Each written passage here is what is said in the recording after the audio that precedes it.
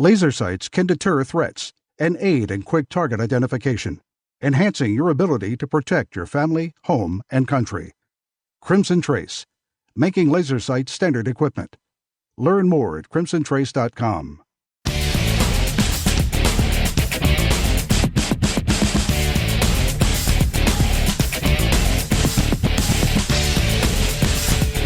This is Tom Gresham's Gun Talk, now available on iTunes and other podcast clients, and on the free Gun Dealio smartphone app for iPhone and Android. Feel free to call Tom now at 1-TOM-TALK-GUN or 866-825-5486, or email Tom at guntalk.com. Now, once again, here's Tom. All right, back with you. We're talking about, well, we're still talking about guns because that's what we do. We talk about guns and ammo and scopes and safes and shooting and going to the range and going hunting and everything else. Competition, absolutely. We'll talk about any of that. In fact, it's all on the plate for you. If you'd like to join us, 866-TALK-GUN is the number. Just Tom Talk Gun. Much easier to remember it that way. We're talking about your EDC, your everyday carry. What do you carry every day? What other things do you carry? In addition, assuming you're carrying a handgun, what else do you carry? Do you carry an extra magazine? Do you carry a knife? Do you carry a flashlight? Anything else? Yes, no, and why? Love to know what your EDC, your loadout is, if you will. 866-TALK-GUN. In a little while, we're going to have, we talked with Congressman Jeff Duncan about the Hearing Protection Act. That's, of course, the act to get rid of at least some of the regulations on suppressors and silencers and find out what's going on with that. A lot of people are saying, well, gee, what are the Trump people doing?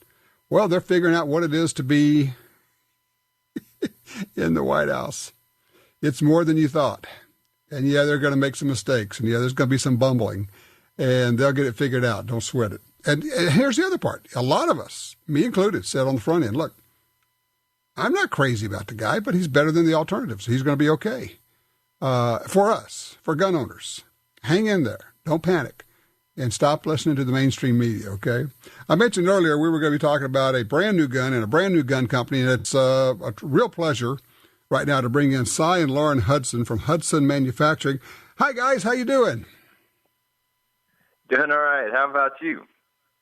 Well, we are great. I guess I'm so glad you're here because now I don't have to try to do this thing because for months I have been trying to describe the Hudson pistol, the H9 pistol, and it, you know what, and you know the drill. You said, well, it's kind of like a 1911, but it's not. And it's kind of like a Glock, but it's not. And it's kind of this and it's kind of that, but it's just its own thing, isn't it? Where did you guys come? Where did this thing come from?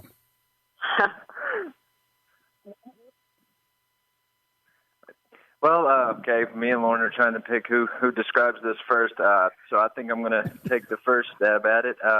Okay. What we really found was that our favorite pistol is our 1911s. We love shooting them. We feel like we can stay on target. We control our shot process a lot better. But also always found ourselves carrying our shields or our M&Ps or any of our striker-fired guns. So what we wanted to do once we started researching that is combine striker-fired reliability with a 1911 style trigger. And what we are not saying is that this is a 1911. We're not saying that at all. Right. I know that a lot of people who are John Moses Browning fans, I think, are ready to build a fire and put us on it if we were claiming that. But we're not. What we're saying is it has that same straight back trigger pull resting on a leaf spring. And whenever you get down to people describing why they love their 1911 so much, it's that nice, crisp trigger with that really short, tactile reset. Right. And then more modern guys who shoot more striker fire prefer to refer to it as a pressure wall. And I believe you know Chris Serino, and he hates whenever I say trigger reset. What he wants to say, and he's our director of training over here, he says a pressure wall. He wants to come right back to the pressure wall and go back through it. Right. So we wanted to provide a pistol that had that trigger with the striker fire reliability. And a lot of people, I think, been some awesome comments so far. Guys who really love 1911s like I do, who are like, well, if it's been in service this long, why do we need to change anything? And what we'll say is, again, people are kind of balking at our all-steel gun at a 1147 MSRP, but a good 1911 is even going to be more than that, and that's because to get a really, really crisp 1911, get it right where you want it, get that tuned-in reliability, it takes a lot of custom gunsmithing. You got those barrel hood cams under there instead of, a big block like you got on the big. Well, I'll differentiate those barrel hood cams from like the SIG 226 or the Glock or the M&P, where there's this big barrel hood cam, and it's really big, bulky, and it's more easily manufacturable. And then you got a striker versus a hammer system, and those are real technical. Okay. So, let me ask you this, because those who have not seen this gun, you need to go to the website. It's hudsonmfg.com. I've handled the gun. I've shot the gun. The gun looks different, but it looks kind of familiar in a way. It feels different. It feels very thin. As I'm looking at the picture here and I look at the gun, what's the deal with the recoil spring? What's with this big lump in front of the trigger guard? What is that? Well, we actually were trying to answer the problem that a lot of other companies are getting at, which is lowering that bore axis, trying to create more manageability during the shot process. And we started noticing that a lot of designs were starting to undercut to get that hand up to the barrel to lower the bore axis.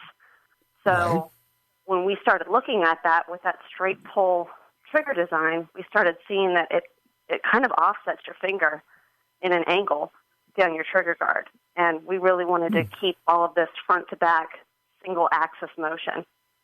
So when we were considering our design, we decided to drop the barrel down to the hand and took off a portion of the frame, sat the full-size slide right down on top of it, and it created where do we put things? What kind of real estate do we have to work with? And kind of abandoned the idea that you have to have that recoil spring in any certain place. We moved our forwardmost lug of our barrel up in front of that trigger guard, and it necessitated us putting that recoil spring down further. Well, I will tell you this. Once you get over the fact that it looks different, then pretty soon it looks cool.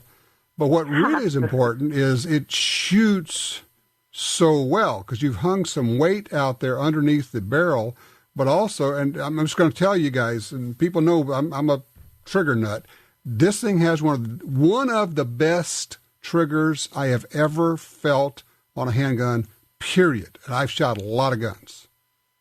Well, that's awesome for us to hear. Although I had at SHOT Show, and then we had a great response, and we'd like to say thank you for everybody who stopped by the booth and made that happen.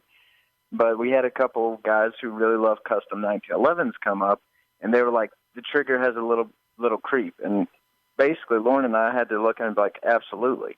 Compared to like a $3,000, Wilson Combat or Nighthawk, there's going to be a little bit more because what we didn't do is we didn't have such a tight tolerance on that sear to where it would feel like that. But what we did do for those custom gunsmiths is we built the sear to where they could get it right where they wanted. They'll have to take the finish off. They'll have to take on the liability themselves, but they can take, with just their skill set, they can take an 1147 gun and make it feel like a $3,000 gun in a very, very short amount of time. But there is a little bit more creep than, say, a $3,000 or $4,000 1911. Okay, now let me ask you, because here's the question a lot of people have been asking me. Who are these guys? Where'd you guys come from? How does a gun company just pop out in the middle of Texas? Lauren, that's all you. Well, so one of the things that Cy and I actually met and bonded on was that we were both shooting. He has a much more impressive background shooting than I do, but when we started dating, it was one thing that we had in common. He was active duty. When we knew he was getting out of the military, we decided, you know what, I'd like to see more of you. I'd like to try working with you. What are we passionate about?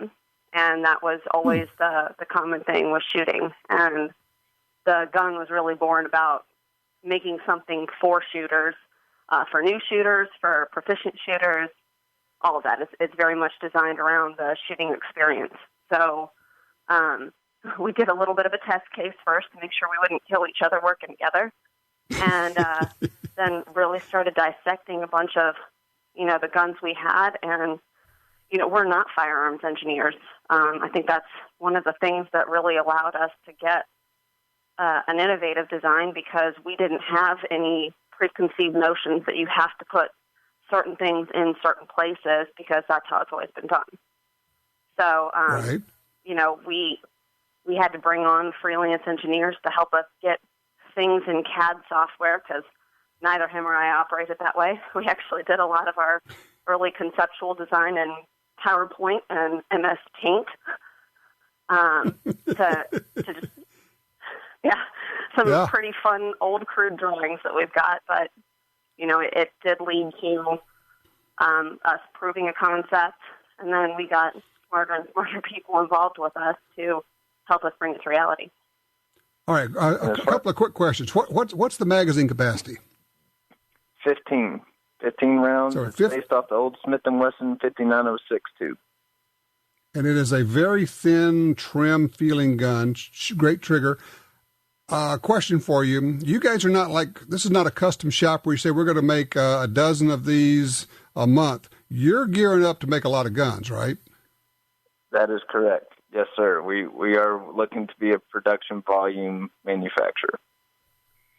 Okay, so and I apologize. We're going to PSA. We'll be looking to support that and get one out to those guys for it to be good for production division in the first couple months. Outstanding. So when can people get this? When can they go to a dealer and buy one of these? Right now, our projected shipping is second quarter. We're looking at April right now. If it hits to March, we're a small company. We're going to be honest. We're going to let people know. We're going to say, hey, guys, some parts came in. It's not up to our quality standards. We've got to get that sorted out. We're not going to call anybody out or say anything bad about any of the people who are making this happen for us. But we are going to say, hey, there's been a delay, and we'll let people know what it is. No smoke and mirrors, nothing like that.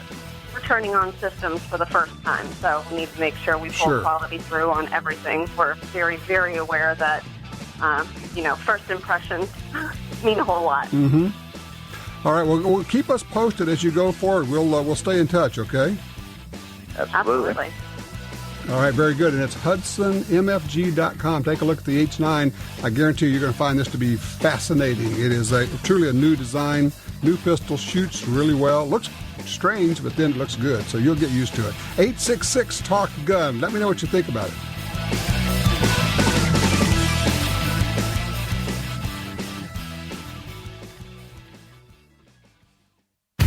Built to perform in the harshest conditions, the Ruger American pistol can take it all, from ice to dust and everything in between.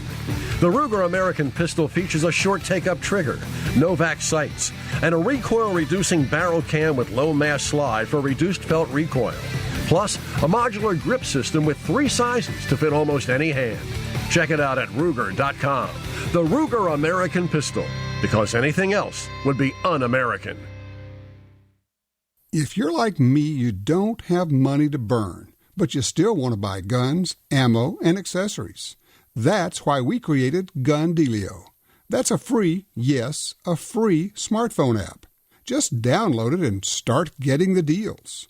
Could be discounts, offers of free magazines for your gun, or you could be the first to hear about new stuff from gun makers. Here's how it works. With Gun Dealio on your phone, you get alerts when you enter a gun store. Special deals, you know. You don't have to do a thing. It'll do a lot of other cool things, like let you watch gun videos and listen to Gun Talk podcast. Plus, check it anytime for hundreds of deals and offers. Getting more while spending less. Smart, huh? Gun Dealio. Made in America. Gluten-free. At the App Store and Google Play or GunDealio.com. Are you looking for a place to shoot? The National Shooting Sports Foundation has a great website called wheretoshoot.org. It's the largest database of shooting ranges on the internet. It's also a great resource for shooters where you can find video tips, printable targets, and a lot more. Find it online at wheretoshoot.org. And while you're there, download their free iPhone app. That's wheretoshoot.org.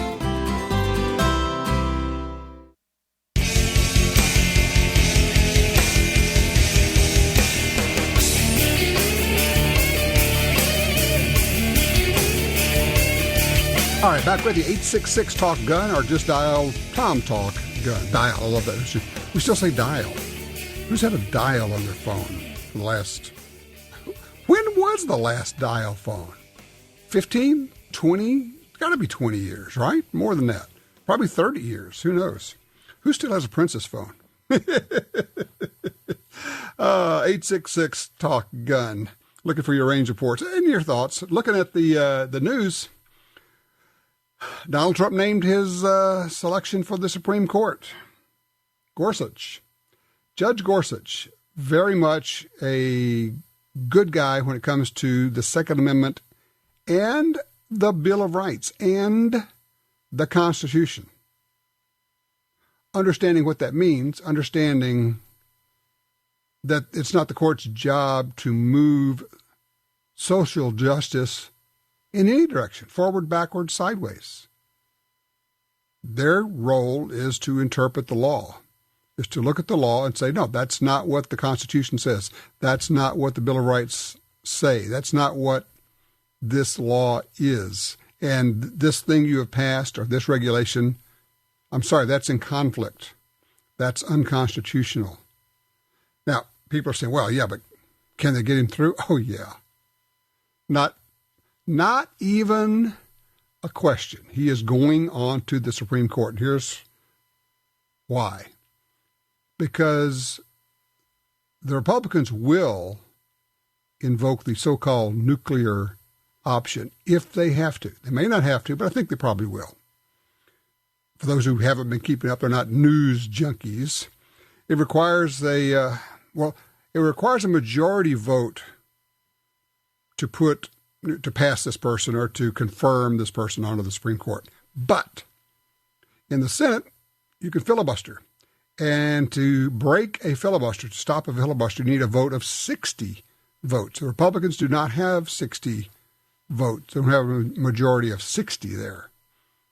But under Barack Obama, under the Democratic control of Congress, the Democrats changed the rules for getting cabinet appointments in, and so that basically you can break a filibuster with a vote of 50, or actually 51. So what we're looking at is the Republicans, that does not apply, by the way, to the Supreme Court nomination, but the Republicans can, and if necessary, will change the rules, what's called the nuclear option, and they will get Judge Gorsuch onto the Supreme Court, which will return it to the 5-4 conservative majority. That's a good thing, because right now we're looking at 4-4, and as our cases about gun rights go to the Supreme Court, they keep getting turned back, and we're losing on some of those. But what's even more interesting, and what frankly is more compelling, is what happens after Judge Gorsuch. Because 1, 2, who knows, maybe even 3 Supreme Court justices may retire or may just expire. I've been laughing at the liberals, the Democrats, the leftists, saying, well, Ruth Bader Ginsburg, she needs to eat more kale. I'm not making this up. She needs whatever they think is the health food of the day.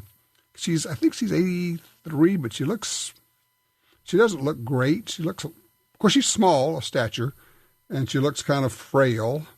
And people are saying, you know what, we get her to hang on for another 4 years. I don't know, man. I don't see that happening.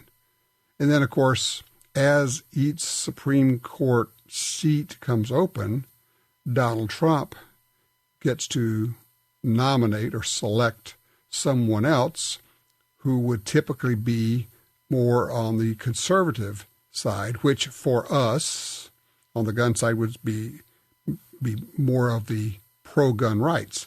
Now, for all of my friends, and I'm not being facetious, I have a number of friends who either fall in the LBGT community or support the LBGT community, don't worry. I don't think that's on the agenda. I would hope not. I would hope that we're beyond that. Having worked with and supported and publicized the Pink Pistols for some 20-plus years now, I would hope that we all have figured out that it's just, who cares? It doesn't matter. That's just not an issue. Gun rights, that's an issue. Taking rights away from Americans that are not given to us by the Constitution, but simply enumerated in the Constitution. So just food for thought as we watch this. Let's talk to Bob in Tulsa, Oklahoma. He's on line 3. Hey, Bob, you got a suggestion for the Hudson folks?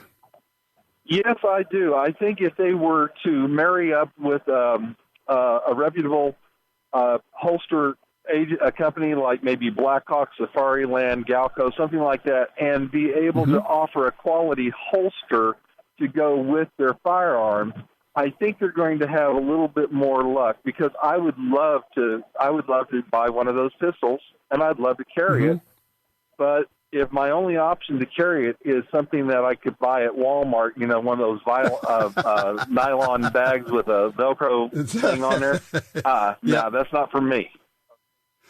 You know what? I didn't ask him, and I will next time I talk to him. I'll bet you they're already talking holster makers because, as they mentioned, Chris Serino has been working with them for quite a while, and Chris would know that. He would understand. Look, if there's no holster for these, it just isn't going to work for you. Okay, Bob, I'm going to do something here. Let me get you to hold on, if you would, please, because I want to get you. We don't have enough time for our break, and I want to talk about your wife. She's blind, she shoots. Let's talk about shooting the first purchase and things like that. So just hang in there.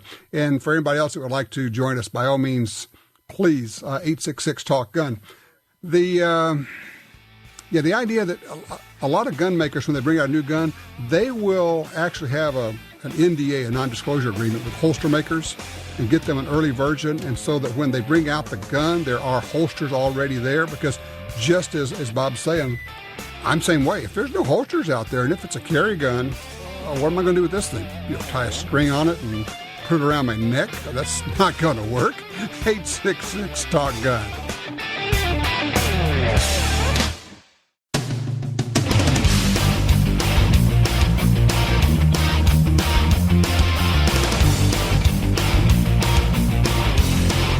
Want your opinion to make a difference? Log on to our website and take the Gun Talk poll, www.guntalk.com. Now, once again, opinion page regular contributor for the Washington Times, here's Tom.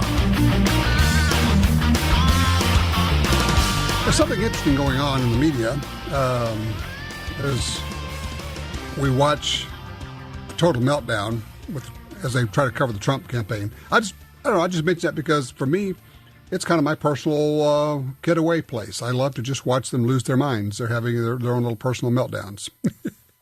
All right, let's see here. Bob called in from Tulsa, Oklahoma. He's on line 3. Hey, Bob, you're going to tell me about your wife. She shoots. What's the story here? Well, about 7, maybe 8 years ago, I wanted to go to a gun show because, well, that's what I do. And I'm a pistol instructor here in Oklahoma, and I said, hey, honey, you want to come with me? And she said, no, I really don't want to go. I said, why not? I thought she was mentally ill because she didn't want to go to a gun show.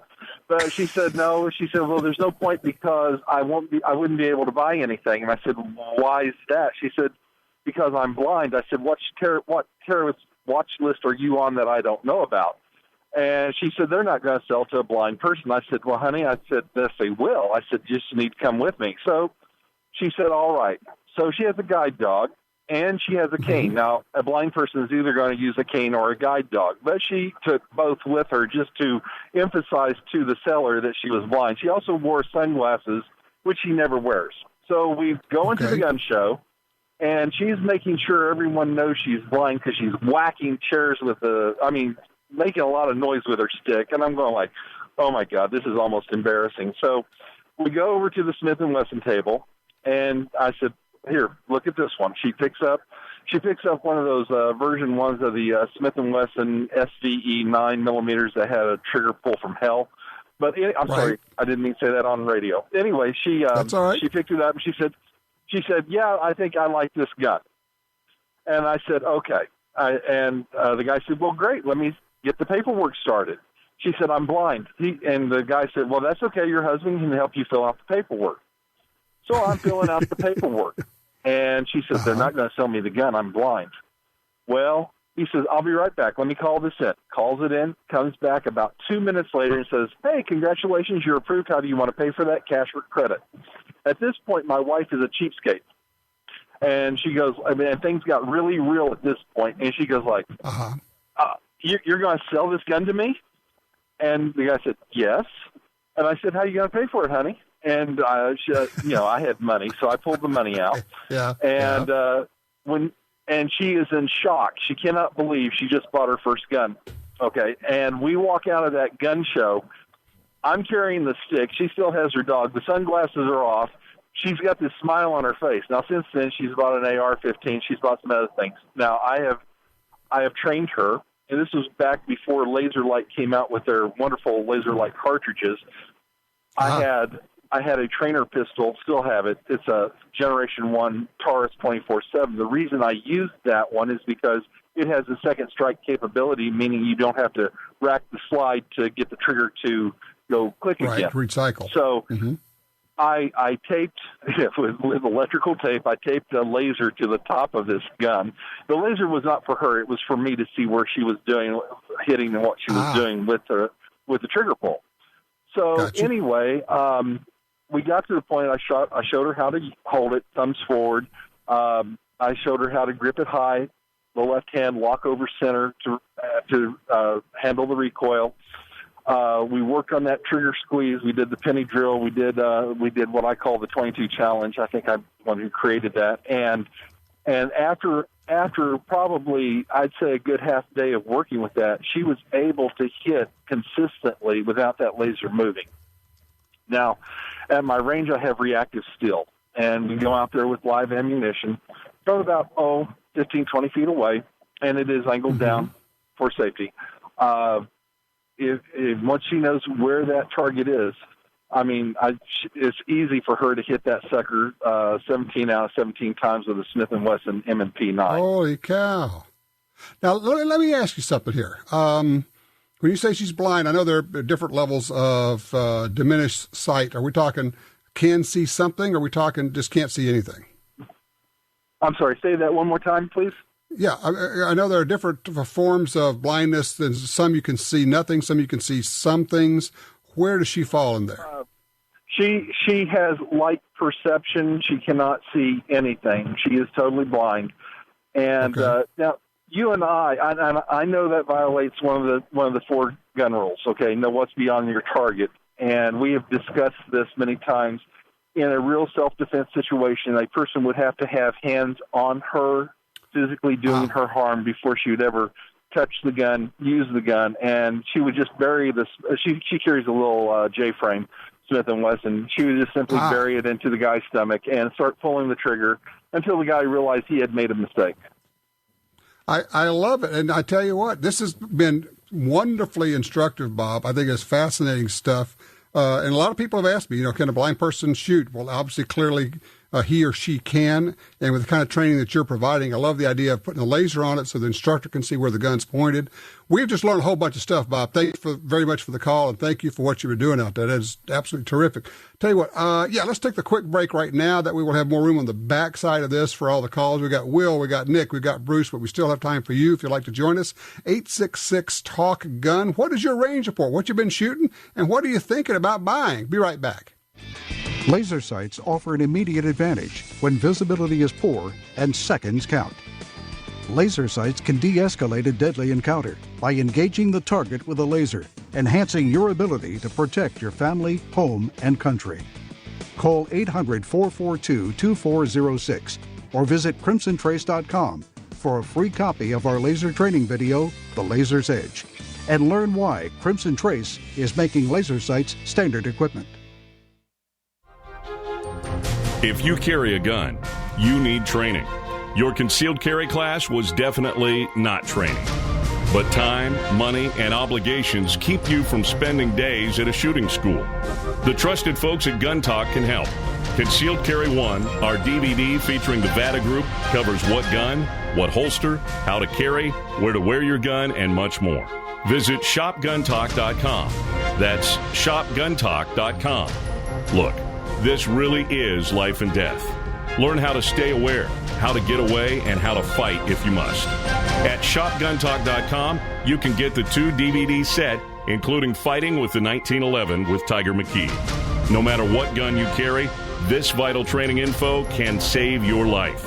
Learn the draw, the stance, reloading, vital gear from Gun Talk. That's shopguntalk.com. Shopguntalk.com. Face it, sometimes more is better.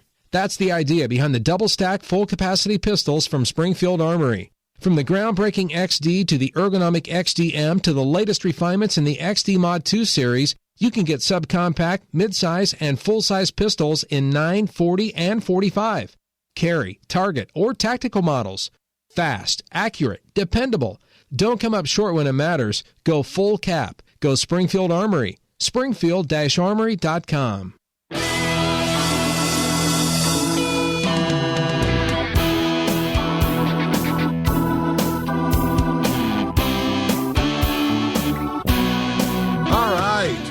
Back with you, 866-TALK-GUN gets you in. Will's in Spokane, Washington. He's also on line, too.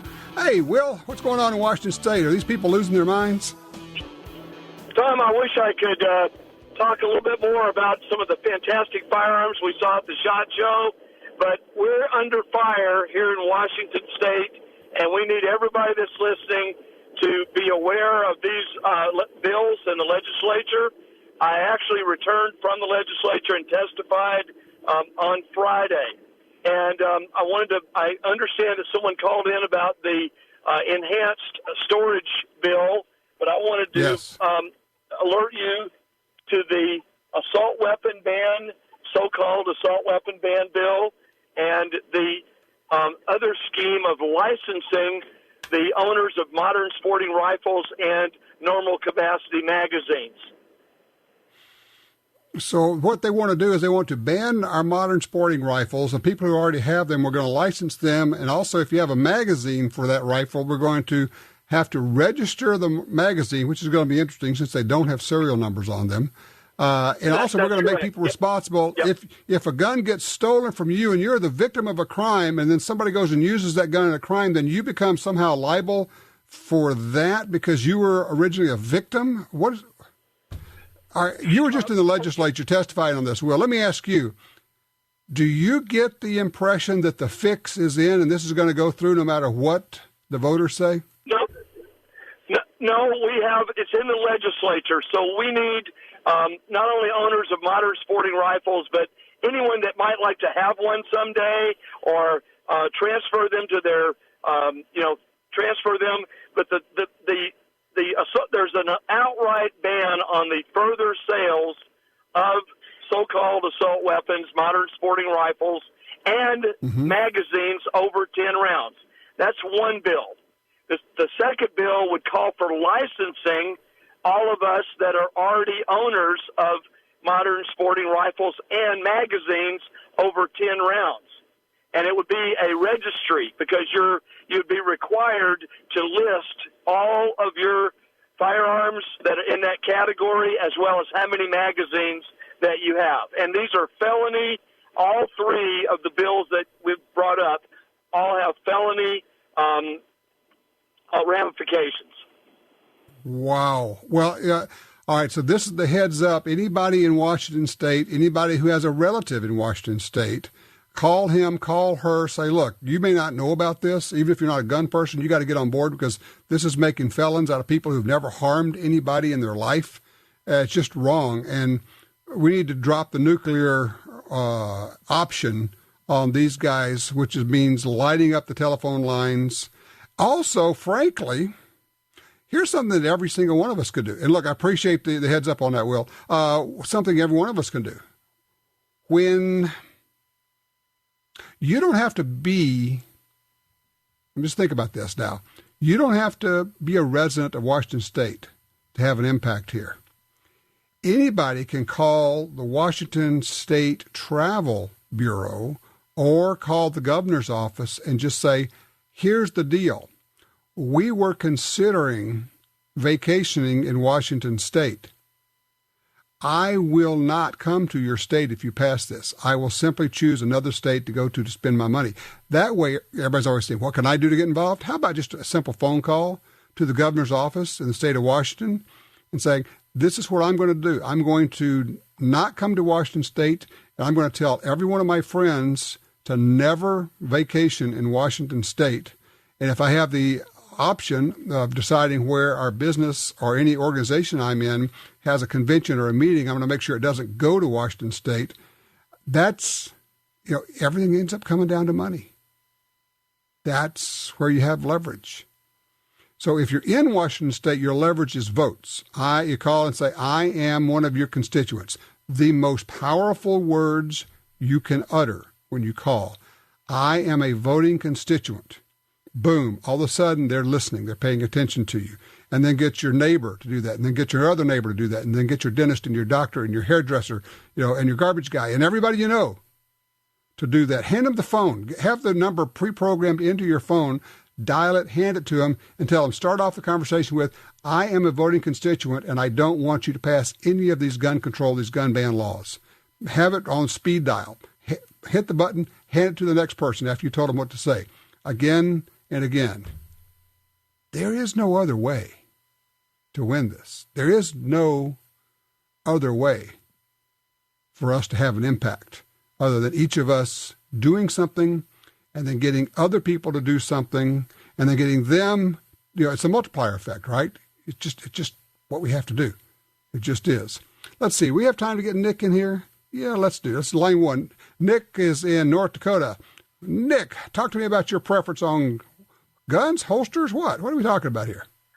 Well, yeah, exactly. It's on a daily carry basis. A lot of times, and many of the people I know that will get a permit to carry, start carrying, and they become despondent because they have a difficult time bearing that weight on their hip, or they don't like the way it fits, and all those type of things. So we've got people out there that get a permit to carry, and then they quit carrying very soon after that.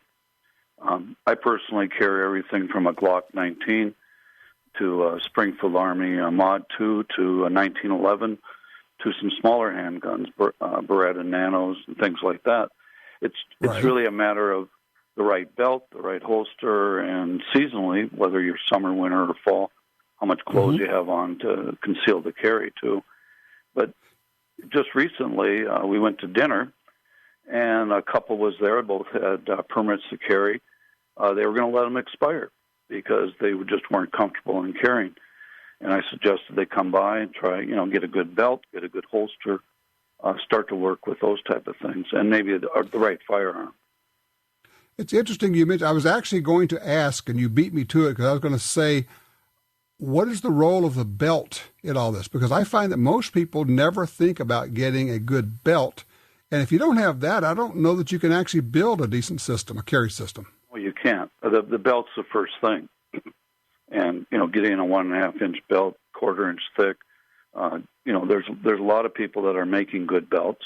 I prefer to go to my local shoe shop, which we still have one, and have them pound out a belt for me.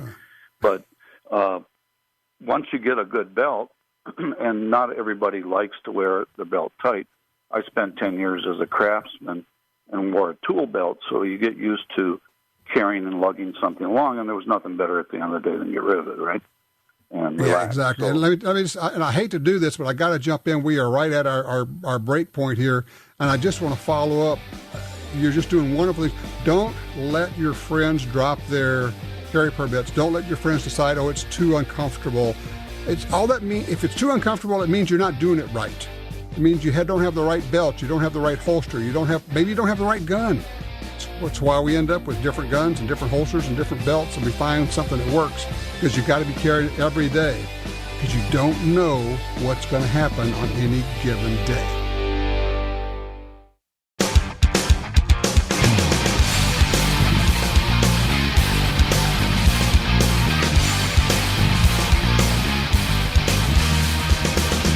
We were just talking about what you individually can do. This horrible package of bills, or package of horrible bills in Washington State. And I'm saying any one of us can call the governor's office there and say, hey, here's the deal. I've been watching what's going on there, and I'm making plans for our family vacation, and I'm taking Washington State off the list if you pass these bills. I'm just not going to come. Oh, yeah, well, let's make it easy. Let's give out the phone number. The Office of the Governor, Governor Jay Inslee, 360-902-4111. That's 360-902-4111. One more time, 360-902-4111. And you can also, of course, you can Google that thing up. There are a lot of ways to find it in case you didn't get that. Line 4, Bruce is with us out of Minnesota. Bruce, range report. Talk to me. Hi, how you doing? I'm excited. Great. I bought myself a new GP 122 caliber revolver, and nice. I haven't gotten to shoot it very much because it's been too cold out here. But what little I've shot it shoots beautiful. The fit and finish is great. Well, you know, the thing I like about that revolver is it feels solid. Is that I don't know if it's a good word. I think it is, but just it feels substantial, right? Yes, I love it. It's got recessed chambers. It's just a nicely made revolver. The only complaint I had on it, the grips are small, so I replaced them with a set of Hogue grips, and it's just terrific. That's a great point. It fits in a K-22 holster, so it works out real good. Nice gun. Excellent. Great range report. Yeah, 22 revolver is fun. And for those who have not figured it out yet, particularly on a revolver, if you don't like the way the grip feels, get some new grips or grip handles or scales, they're called, and put them on there because revolvers are really customizable that way. A lot of ways to go. Hogue is one of the big names in revolver grips. DP is in Tulsa, Oklahoma on line 3. DP, you're up. Yeah, I'm wanting to buy the DVDs like The First Defender and others. Is there any place in Tulsa, Oklahoma that sells those?